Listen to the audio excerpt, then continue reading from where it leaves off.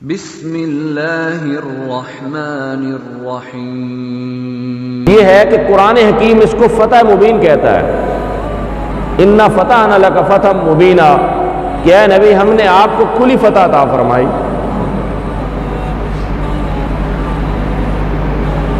اس لیے کسی کے ساتھ مقابلہ ہو تو یہ ہمیشہ آگے دوڑتے چڑھتے ہی چلے جانا، یہ عقل مندی کی بات نہیں ہوتی، کبھی پیچھے ہٹ کے بھی دیکھنا ہوتا ہے، اور سلو کا راستہ بھی اگر نکلے تو وہ نکالنا ہوتا ہے۔ سلو جو ہوتی ہے وہ جنگ سے زیادہ بسا اوقات کردار ادا کر جاتی ہے۔ اب یہ کیسے فتح مبین؟ 10 سال کے لیے جنگ بند،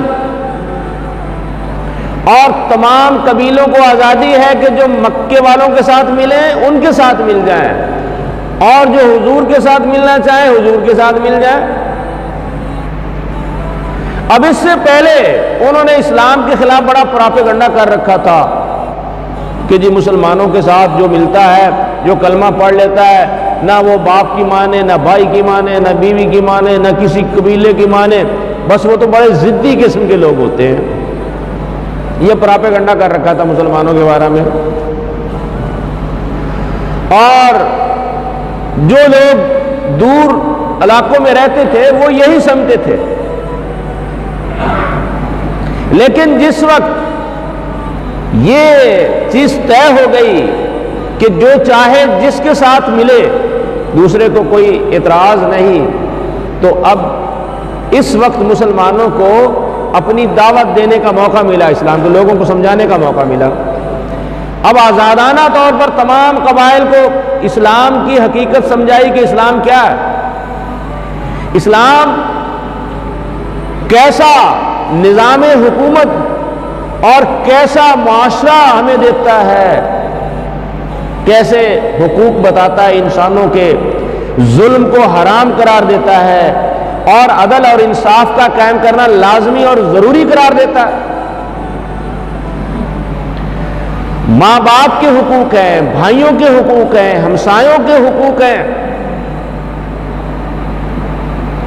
اور پھر اس میں خدمت انسانیت کا ایک جذبہ ہے، اور پھر اللہ کے علاوہ کسی کے سامنے نہیں جھکنا، صرف اللہ کے سامنے سجدہ ریز ہونا ہے۔ یہ اسلام کی تعلیمات جب دوسرے قبیلوں تک صحیح پہنچی تو دھڑا دھڑ تمام قبائل اسلام کے اندر داخل ہونے لگے، اور جو تیسری شرط تھی جس کو مسلمان کہہ رہے تھے کہ یہ ہماری کمزوری اس سے معلوم ہو رہی ہے،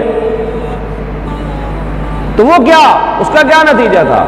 بات یہ ہے کہ اگر ایک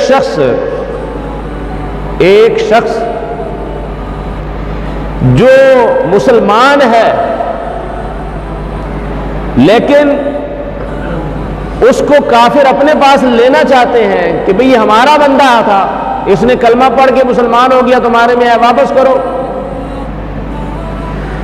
تو جو شخص مسلمان ہو جاتا ہے اس کا تو ایک نظریہ، اس کی ایک سوچ بن جاتی ہے۔ اگر وہ جائے گا دشمنوں کے پاس بھی جائے گا تو وہاں آرام سے نہیں بیٹھے گا، وہ اپنا کام کرے گا۔ یہی حضرت ابو جندل اور ان کے 2 ساتھی مل کر انہوں نے 300 آدمیوں کو مسلمان کیا وہیں مکہ کے اندر۔ یہی شرط ان کو مہنگی پڑ گئی، کئی دفعہ انہوں نے کہا کہ یہ شرط ہم واپس لینا چاہتے ہیں۔ پہلے اپنی ٹانگ اونچی کرنے کے لیے، ناک اونچی کرنے کے لیے یہ شرط کہ ہم تو واپس نہیں کریں گے، آپ کے لیے واپس کرنا ضروری ہے۔ تو جب اس کے نتائج سامنے آئے تو اب پھر پریشان۔ اور ایک شخص ایسا ہے کہ جو مسلمانوں میں سے کافروں کے پاس چلا جائے تو اس کا مطلب ہے کہ وہ تو صحیح مومن تھا ہی نہیں، منافق تھا، چلا گیا تو اچھی بات ہے۔ تو اس شرط کی اس حکمت کو عام آدمی نہیں سمجھ رہے تھے۔ عام آدمی بہت جلدی جذبات میں آ جاتے ہیں، وہ کہتے ہیں کہ لو جی دیکھو یہ کیا ہوا جی، وہ کوئی بڑے ہیں، ان کی طاقت کوئی زیادہ ہے. تو اسلام دراصل عقل اور سمجھ کی بات ہمیں سکھاتا ہے.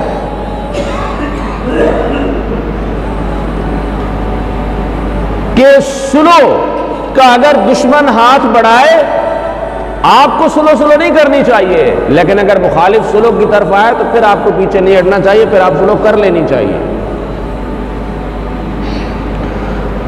اور اس سلو کو فتح مبین کہا گیا کہ یہ سب سے بڑی فتح ہے، سب سے بڑی کامیابی ہے مسلمانوں کی. چنانچہ 1 سال کے وقفے کے بعد پھر جب تیسرے سال فتح مکہ ہوتی ہے تو 10,000 آدمی حضور اکرم صلی اللہ علیہ وسلم کے ساتھ تھے. کہاں 1500 ہیں، کہاں 10,000 آدمی. اور پھر جب وہاں مکہ کے اندر جنگ حنین وغیرہ ہوئی اور وہاں دوسرے قبائل فتح ہوئے تو 1 سال 2 سال کے بعد جو ہے 1,00,000 کا مجمع تھا. تو اس طریقے پہ اسلام پھیلتا چلا گیا. تو بسا اوقات انسان کو سلو بھی ایسی کامیابی عطا فرماتی ہے جو مقابلہ اور دشمن کو نیچے زیر کرنے کے لیے دباؤ ڈالنا، اس سے انسان کو فائدہ نہیں ہوتا اتنا جتنا کہ سلو کے ذریعے سے ہوتا ہے. اسلام یہ نظریہ دیتا ہے کہ آپ کو ایک سوچ ہے، ایک نظریہ ہے، اس کی بنیاد پر آپ نے کسی سے کوئی کمپرومائز نہیں کرنا. لیکن اگر کسی بنیادی اصول پر آپ کا مخالف وہ سلو کرنا چاہتا ہے تو پھر آپ اس سے پیچھے نہ ہٹیں. اب اس میں بنیادی بات یہ تھی کہ حضور صلی اللہ علیہ وسلم بھی بیت اللہ کے احترام میں جنگ سے بچنا چاہتے تھے کہ یہ حرم ہے، مسجد حرام کے اندر جنگ نہیں ہونی چاہیے. یہ سب کے ہاں ناجائز اور حرام ہے، مکے والوں کے ہاں بھی حرام تھی کہ بیت اللہ کی حرمت، بیت اللہ کی عزت کی وجہ سے یہاں اس خطے کے اندر جنگ نہیں ہونی چاہیے. تو حضور بھی بیت اللہ کا احترام کی بات کر رہے ہیں، وہ بھی بیت اللہ کے احترام کی بات کر رہے ہیں.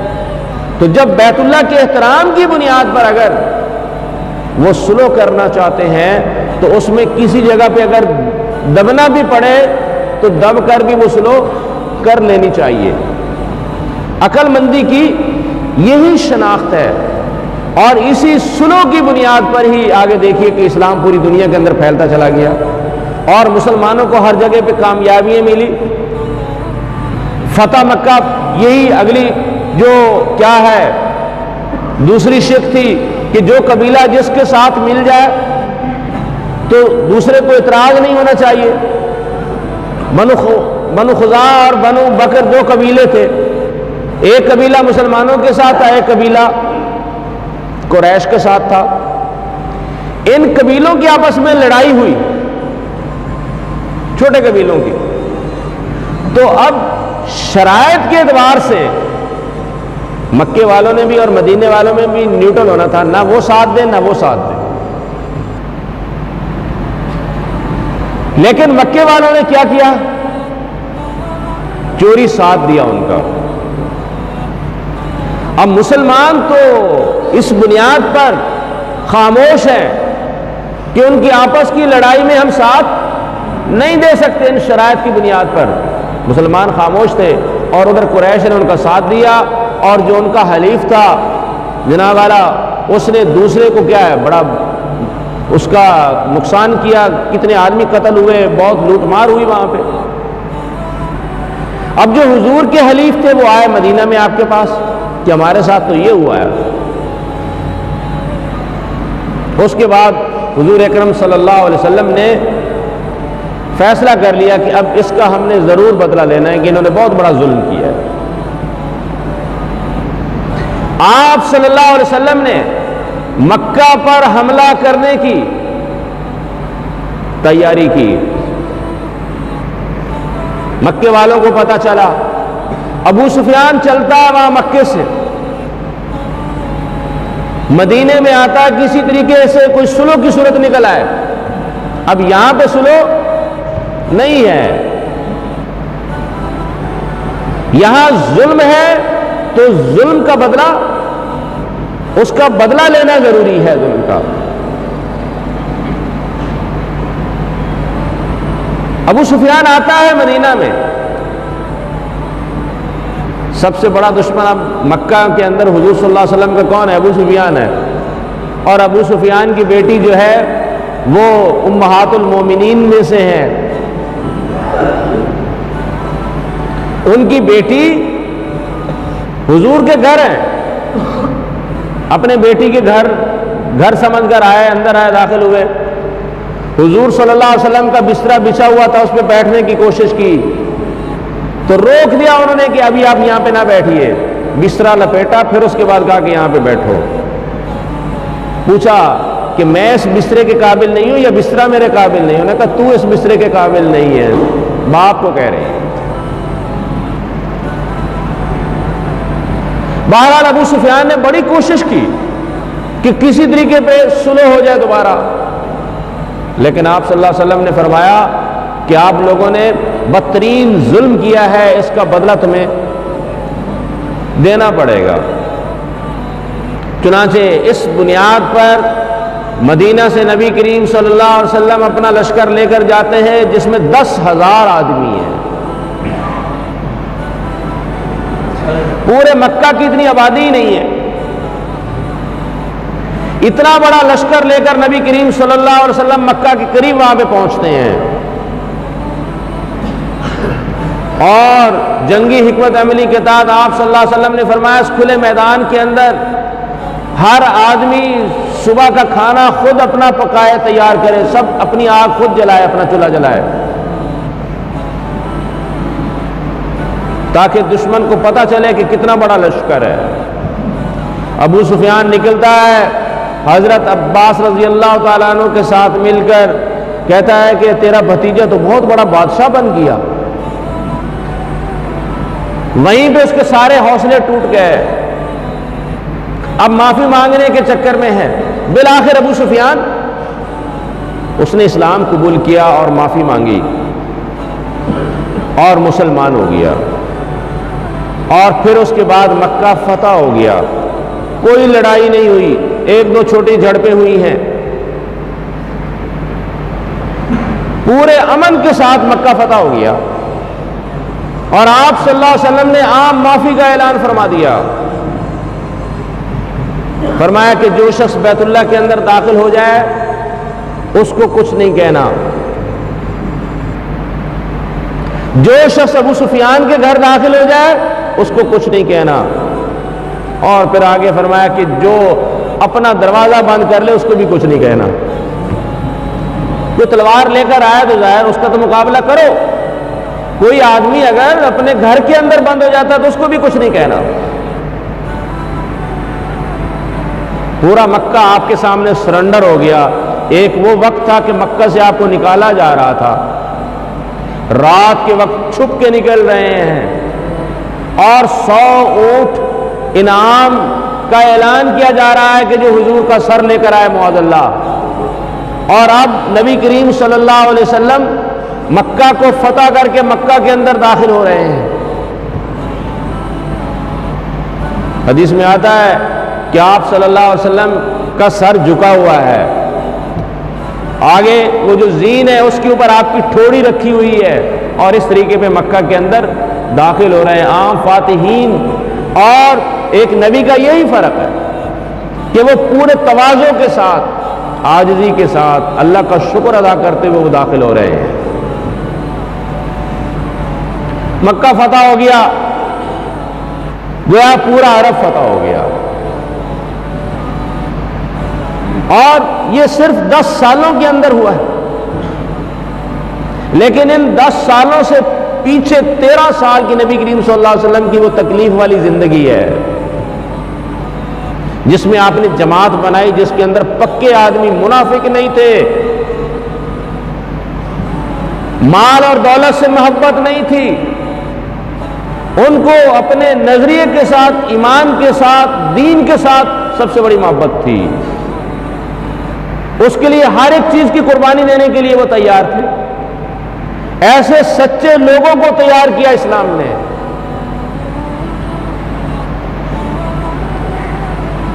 ایک طرف وہ مسلمان ہیں اور ایک طرف ہم ہیں اسلام کا نام لے رہے ہیں. حضور صلی اللہ علیہ وسلم سے کوئی آدمی پوچھتا ہے، ایک صحابی پوچھتے ہیں کہ یا رسول اللہ کوئی آدمی بخیل ہو سکتا ہے؟ آپ نے فرمایا کہ ہاں، جب آدمی بوڑھا ہو جاتا ہے تو وہ اس میں بخل آ جاتا ہے. آدمی بزدل ہو جاتا ہے، فرمایا کہ ہاں بزدل بھی ہو جاتا ہے، مسلمان ہو سکتا ہے. کیا مسلمان جھوٹا بھی ہو سکتا ہے؟ آپ نے فرمایا مسلمان جھوٹا نہیں ہو سکتا. آج جھوٹ سب سے بڑا ہمارا شعار ہے.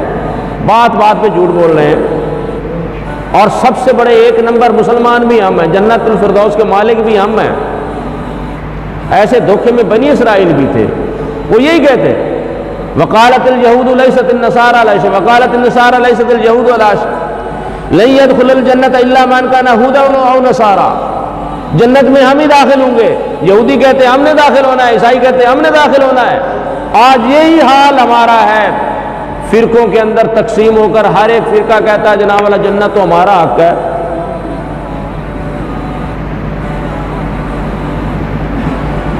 اس خوش فہمی کے اندر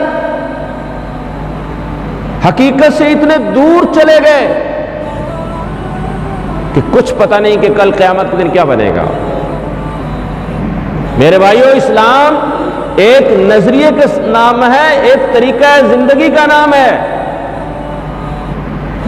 اگر وہ اختیار کرو گے تو پھر تو تم ہو سچے مسلمان. اور یہ مسجد میں آ کر چند چکریں لگا لی، رمضان میں کچھ بھوکا رہ لیا اور جناب والا جا کر چکر لگایا بیت اللہ کے، اللہ میاں کو اس چیز کی کوئی ویلیو نہیں، کوئی حیثیت نہیں ہے. حضور نے فرمایا حجۃ الوداع کے موقع پر کہ آج کا کون سا دن ہے؟ آج ذی الحجہ کا دن ہے، حج کا دن ہے. آج کون سا دن ہے؟ آج جمعے کا دن ہے. یہ کیا ہے تمہارے سامنے؟ یہ بیت اللہ ہے. حج کا دن بھی حرمت والا، جمعے کا دن بھی حرمت والا، بیت اللہ بھی حرمت والا. فرمایا کہ سن لو، اس سے زیادہ ایک مومن کی جان اور مال کی عزت ہے، حرمت ہے. آج ہم لوگوں کا مال کھاتے ہوئے جھوٹ بول رہے ہیں، دوسروں کی عزت پر حملہ کرتے ہوئے جھوٹ بول رہے ہیں، کسی چیز کی تحقیق نہیں کرتے. کسی نے کوئی ایک ہوائی اڑا دی اور جناب والا اس کو آگے. حضور فرماتے ہیں کہ ہر سنی سنائی بات کو آگے چلانے والا دو جھوٹوں میں سے ایک جھوٹا وہ ہوتا ہے.